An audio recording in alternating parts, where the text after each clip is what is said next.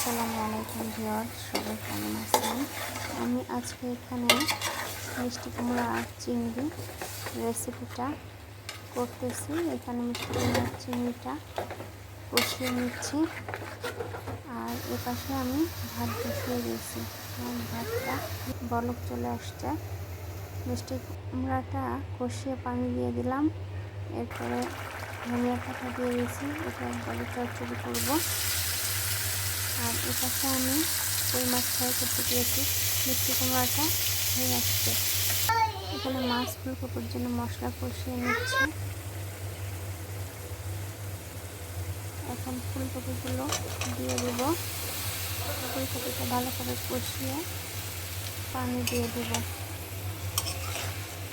তারপর এখানে মাছ দিয়ে দিচ্ছি। এখন ধনিয়া পাতা দিয়ে নামিয়ে নেব।